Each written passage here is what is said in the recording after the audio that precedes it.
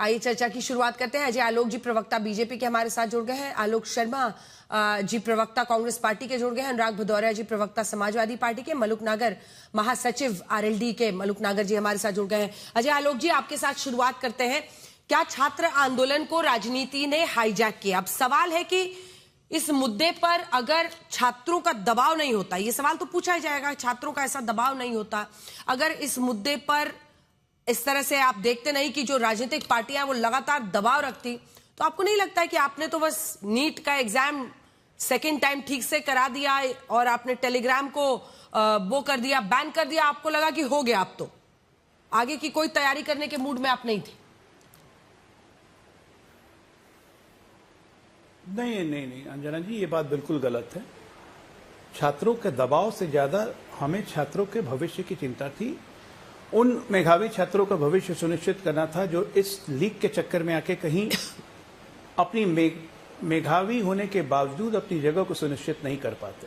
और इसीलिए जैसे ही ये पेपर लीक की पुष्टि हुई, तुरंत प्रधानमंत्री जी के स्तर पे पेपर को रद्द करके दोबारा रीनीट करवाने का फैसला किया गया, टेलीग्राम को बंद किया गया। हमारे लिए पहली प्रायोरिटी 21 जून को हर हालत में पेपर को दोबारा टेस्ट करवाने की पहली प्रायोरिटी थी कि इसको हम किसी तरह से करें।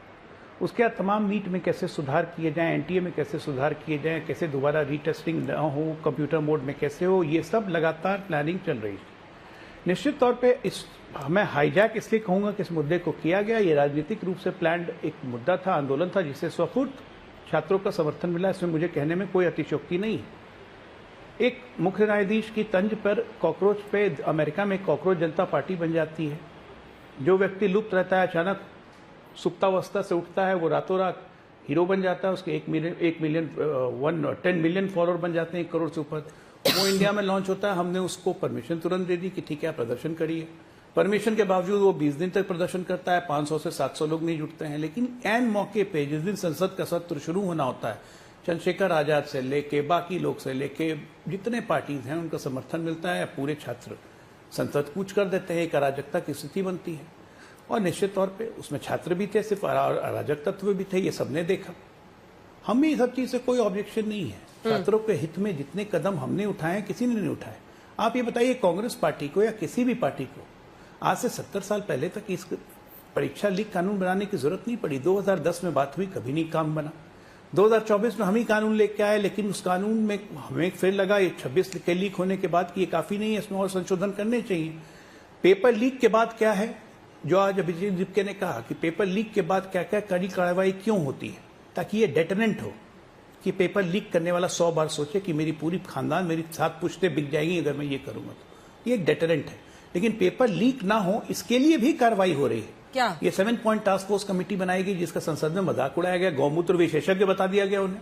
नंदन नीलकेनी जिन्होंने आधार बनाया, कांग्रेस पार्टी से चुनाव लड़े, दलीय व्यवस्था को दूर करते हुए, नंदन नीलकेनी की प्रतिभा का सम्मान करते हुए उनको हमने हेड बनाया, तो उनको कॉर्पोरेट प्रमुख बना दिया गया। आपके हिसाब से चले तो नंदन नीलकेनी बड़े अच्छे कैंडिडेट थे। हमारे कुमार मंगलम के खिलाफ चुनाव में लड़वा दिया कांग्रेस पार्टी ने, और आज उनको कॉर्पोरेट बना दिया। इससे बड़ी स्वार्थ की राजनीति और अवसरवादिता की राजनीति क्या होती है? इस पूरे आंदोलन से अपने आप को दूर रखा क्योंकि आम आदमी पार्टी का अभिजीत दीपके थे, और देखा कि आंदोलन उठने लगा तो जाके बैठ गए प्रधानमंत्री के आवास के आगे धरने पे। ये सारा का सारा आंदोलन ये राजनीति से प्रेरित नहीं है तो क्या है? क्योंकि मुद्दा विहीन हो चुका है। अरे तो अन्ना आंदोलन भी तो हुआ, जनता के समर्थन, अन्ना आंदोलन भी तो हुआ, असर हुआ, आपकी सरकार बनी। अन्ना आंदोलन को किसकी राजनीतिक बैकिंग थी? हमारी सरकार कोई अन्ना आंदोलन से नहीं बनी, गलतफहमी में मत रहिए। अन्ना आंदोलन से एक ही नेता का उदय हुआ, वो था अरविंद केजरीवाल। हमारी सरकार इसलिए बनी क्योंकि लोग यूपीए से उब चुके थे, पक चुके थे, थक चुके थे यूपीए सरकार की नाकामियों आलोक जी। लेकिन ये भी एक सच्चाई, आलोक जी ये भी एक सच्चाई है कि इसको लेकर ईमानदारी से बात होनी चाहिए। भाई अब कानून आ रहा है तो भाई आप निर्भया के बाद आप लोग भी तो कानून ही लेकर आए ना। कौन सा ऐसा मतलब बड़ा परिवर्तन हो गया जिससे घटनाएं पूरी तरह से रुक गई? कानून सख्त लाना भी तो सरकार के ही कामकाज का हिस्सा है या नहीं? और इम्प्लीमेंटेशन भी। कल ही कानून आया और कल ही 2 पेपर लीक हो गए, एक महाराष्ट्र में और एक उड़ीसा में। कितना मजबूत कानून आया होगा आप समझ सकती हैं। कल ही 2 पेपर आउट हुए और दोनों जगह डबल इंजन की सरकार है। केवल कानून ला देने से कि हम इसके ऊपर पेनल्टी लगा देंगे 10 करोड़ की, 5 करोड़ की, उससे पेपर लीक रुक जाएगा, तो मैं समझता हूं ये बैल बुद्धि है, इससे आगे कुछ नहीं। आप कानून लाइए ना कि पेपर को किस तरह से हम इसको फुल प्रूफ बनाएं, क्या ट्रांसपोर्टेशन का सिस्टम होगा, किस तरह से जाएगा, कौन डिजाइन करेगा, कौन सी ऑर्गेनाइजेशन होगी, उसके ऊपर तो एक शब्द नहीं बोलता है कानून। केवल कानून आप आरएसएस और मोदी जी को बचाने के लिए लेकर आए। सुप्रीम कोर्ट में इसी एनटीए ने कहा अभी 2 महीने पहले कि पेपर लीक नहीं हुआ है, राइटिंग में एफिडेविट दिया, और ये कहते हैं कि साहब हम तो पता नहीं क्या कर रहे हैं। 2024 में जो पेपर लीक हुआ उसके बारे में आज तक कोई नहीं बोलता है। एनटीए के अंदर एक आदमी, एक क्लर्क को भी आपने जिम्मेदार नहीं ठहराया। 21 जून को नीट का दोबारा पेपर हुआ अंजना जी, महाराष्ट्र और बिहार में मास स्केल पर चीटिंग हुई, मास स्केल पर दूसरे लड़के बैठे गए, तमाम रिपोर्ट आई, एफआईआर हुई, एयरफोर्स करते रह गए, और तमाम जो एजेंसीज एनटीए की लगी थी वो अपना कांड करके फिर दोबारा 21 जून को भी चली गई। एफआईआर हुई हैं और उसके अंदर जांच नहीं हो रही है। दुर्भाग्य यह है कि जिस एनटीए को पहले ही भंग कर देना चाहिए था वो भंग नहीं किया गया। 152 पेपर लीक होने के बाद आपने कानून बनाया और पूरी छाती थपथपाई कि हमने पता नहीं क्या कर दिया है। उसके बाद फिर दोबारा आपको 2 साल में उस कानून को बदलने की जरूरत पड़ गई, क्योंकि पहले भी आधा अधूरा कानून था और इस बार एक बोगस कानून है। इस बार केवल और केवल बच्चों को दिखाने के लिए, जनता को दिखाने के लिए एक बोगस कानून बना है, और उसका असर यह है कि कल ही कानून पास हुआ और कल ही बीजेपी शासित राज्यों में 2 पेपर आउट हो गए। अब सवाल आपका आज तक का है कि छात्रों को क्या मिला आलोक जी इस आंदोलन करने से?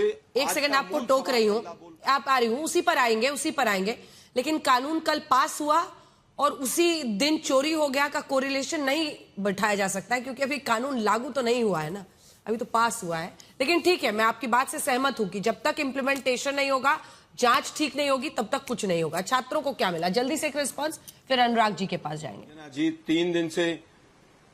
3 दिन से 4 दिन से उसी कानून के ऊपर बात हो रही थी, लेकिन उसका भी डर नहीं था। अब बात आती है छात्रों को क्या मिला। मैं पूछता हूं कौन दे सकता था? दे तो सरकार सकती थी, केंद्र की सरकार दे सकती थी। केंद्र की सरकार ने एक झुनझुना दिया, इसके अलावा कुछ नहीं दिया।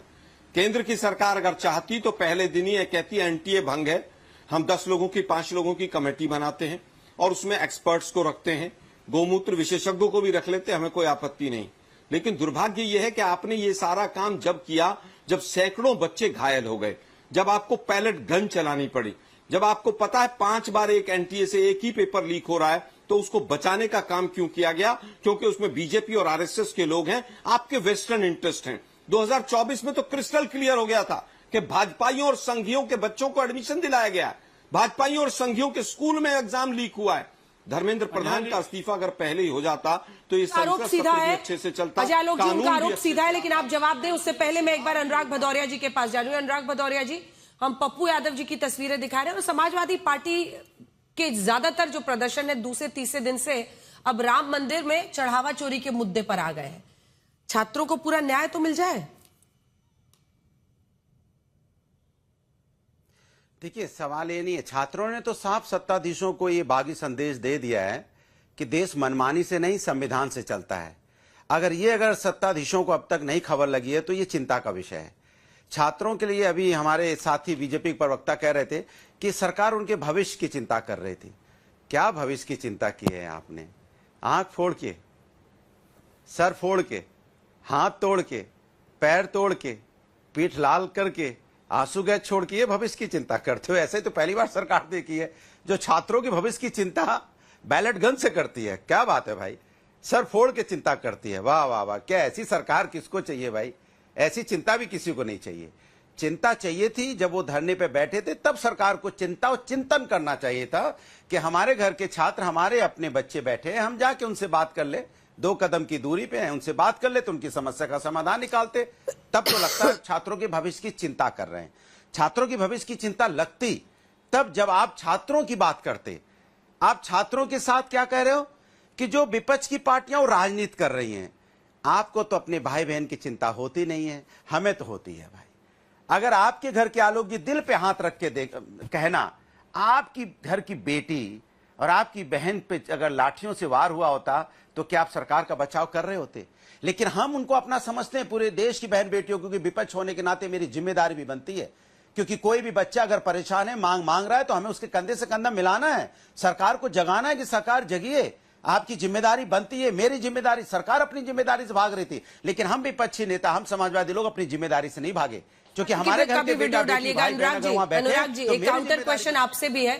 ये तस्वीरें एक बार दिखा दीजिए, जो पुलिस वाली तस्वीरें हम लोग दिखा रहे थे, जो ऐसे पुलिस वाले जिनके पास लाठी डंडा होने के बावजूद, ये तो पुलिस वाले लाठी चलाते हुए दिख रहे हैं, लेकिन पुलिस ने भी एक वीडियो जारी किया है और उस वीडियो में जो 6 बजे में हमने चलाया था, वो दिखा रहे हैं कि कैसे पुलिस वाले लाठी नहीं चला रहे, उनको भी घेर कर जो बच्चे हैं, ये देखिए, उन्होंने 20 जुलाई का वीडियो है, अब मतलब बहुत भद्दे इशारे कर रहे हैं, गालियां दे रहे हैं उनके मुंह में जाके, फिर भी उन्होंने कुछ नहीं किया, फिर दौड़ाकर मारते हैं उनको, पत्थर तोड़ कर जमीन से उठाकर मार रहे हैं। कुछ उन परिवारों के लिए भी बोल दीजिए, उनके भी बच्चे आए थे। मैं बोल रहा हूं, मेरा सीधा सा सवाल है, सिविल ड्रेस में वो कौन थे जो लाठी लेके घूम रहे थे? पुलिस वालों ने क्यों नहीं पकड़ के उनको जेल में डाला? कौन थे वो लोग? कौन वो ज्यादा वहां पे दादागिरी कर रहे थे? कौन है वहां पत्थर लेके आगे, ट्रक भरा पत्थर, जिस तरह से सुबह से दिखाया जा रहा था, हम लोगों ने देखा सोशल मीडिया पे, ट्रक भरा पत्थर आया है, कहां से आया था वो? कैसे आ गया था वो? कैसे सैनिटाइज आपने किया था?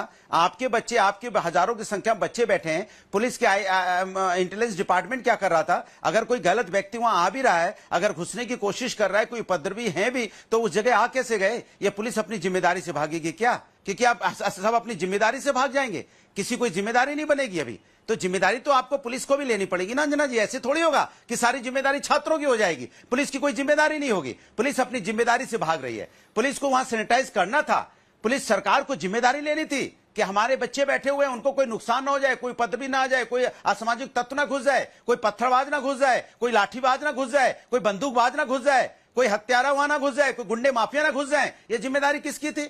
सरकार की या पुलिस सिस्टम की जिम्मेदारी नहीं थी? अंजना जी जरा आप बता दीजिए मुझे। मैंने सारी जिम्मेदारी छात्रों की, बेचारा पढ़ने लिखने वाले छात्र। अनुराग जी की बातों का जवाब दीजिए अजय जी। कौन असामाजिक तत्व? पुलिस, उसके बाद मलुक जी फौरन आ रही हूँ।